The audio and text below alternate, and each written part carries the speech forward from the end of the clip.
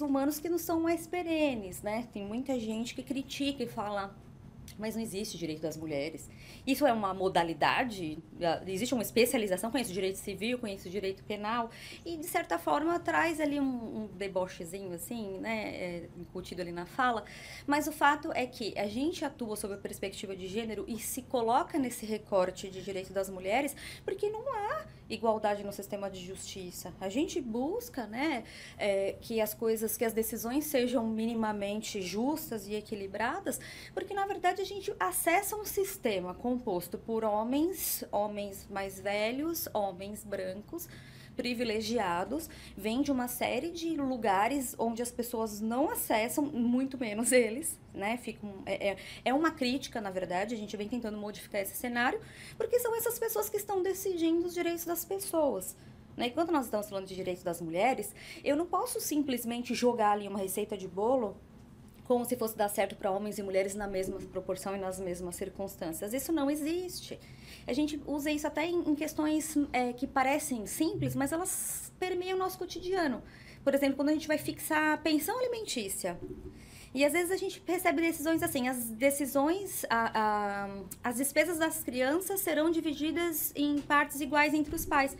Mas nós estamos falando de uma pessoa, de um homem que ganha 20 mil reais e que tem liberdade de prestar os seus serviços o dia inteiro no seu trabalho. Ele senta ali na cadeira às 8 da manhã, ele levanta às 17, 18, sem ser interrompido.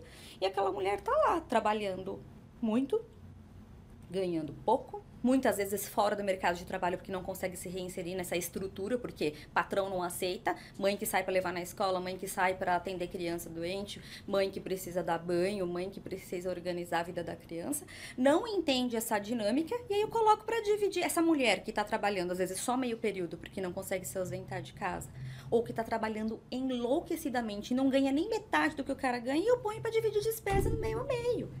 Como que eu vou discutir isso numa estrutura absurdamente machista que, se eu pegar uma divisão de despesas, essa criança custa, por exemplo, 5 mil reais, eu digo que o pai tem que prestar 2,5 e a mãe tem que prestar sustento em 2.500 reais, como que eu vou trazer o equilíbrio para essas partes? Nesse pai que ganha muito bem, isso não vai fazer nem cócegas. Já essa mãe vai passar necessidade.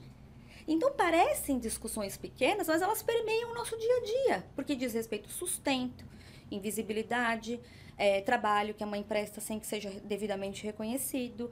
Aí a mãe é empregada doméstica, a mãe é babá, a mãe é cuidadora, a mãe tem que manter a saúde mental da criança em dia, a mãe não pode deixar faltar o alimento na mesa, e não pode deixar a casa suja, e a criança tem que estar limpa, e as roupas da criança têm que estar limpas. Gente, quem faz esse trabalho?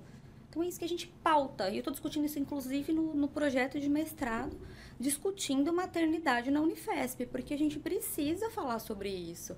As mães seguem em estrutura de trabalho escravo em 2024. Então, isso é uma das nossas discussões e é por isso que a gente enfrenta o direito das mulheres sob essa perspectiva exclusivamente, porque não dá para lidar com o direito da mesma forma para as pessoas como se elas estivessem na mesma condição de igualdade. Na mesma condição. Inclusive o Diese publicou aí no 6 de março, né, subsidiando o 8 de março, um estudo sobre diversas questões, né, de trabalho, a diferença entre o trabalho da mulher, do homem, né, remuneração, uma série de coisas. E aí você me falou do trabalho invisibilizado da mulher. Ali consta, anualmente a mulher trabalha mais de 300 horas a mais que o homem. É muita coisa. E que não é levado em consideração é o que você fala. Quem vai julgar são pessoas, são homens brancos, na sua maioria, exatamente, né? Homens brancos, às vezes até mulheres, mas que têm uma concepção que vem de uma realidade diferente. Uma formação extremamente masculinizada, né? Eu fico pensando que não é à toa que, acho que na década de 80, o movimento feminista identificou que os direitos humanos não são humanos de todo mundo. Então uma solicitação para direitos humanos das mulheres, precisando de colocar mulheres para dizer, se você pede para desenhe o rosto de humanos, é um rosto masculino. Então, direitos humanos não significa que está incluindo a mulher, né?